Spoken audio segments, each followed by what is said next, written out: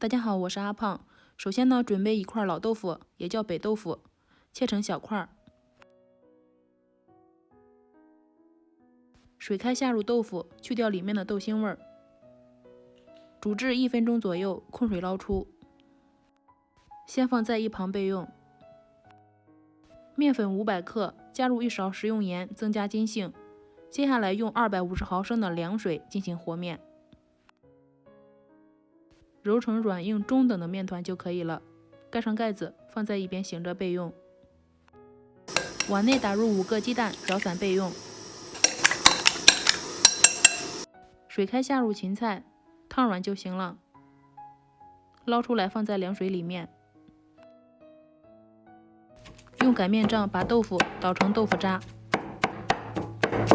油烧热之后，把豆腐下进去，煸炒几分钟。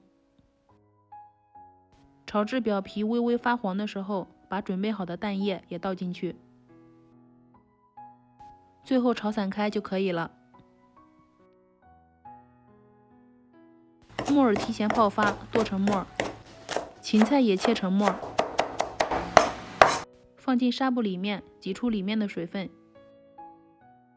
接下来开始调味，加入鸡汁、13香、蚝油、食用油，搅拌均匀之后，根据个人口味加入适量的食用盐。醒好的面团不用揉，直接搓成长条，分成均匀的小剂子。学了5、6次之后，终于把这种擀皮的方法学会了。把手掌靠近擀面杖的前半部分，稍微用下力，这样就可以很快的把面块擀成中间厚、两边薄的面皮儿。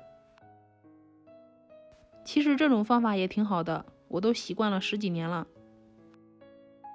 放入馅料，捏好之后首尾对折，小元宝就做好了。接下来这种包法只需要动一边的面就可以，像百褶裙一样捏合起来。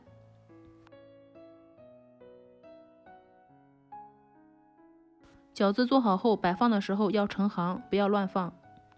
水开加入食用盐，这样煮饺子的时候使饺子不会粘连在一起而破皮，还会使饺子更加的晶莹剔透。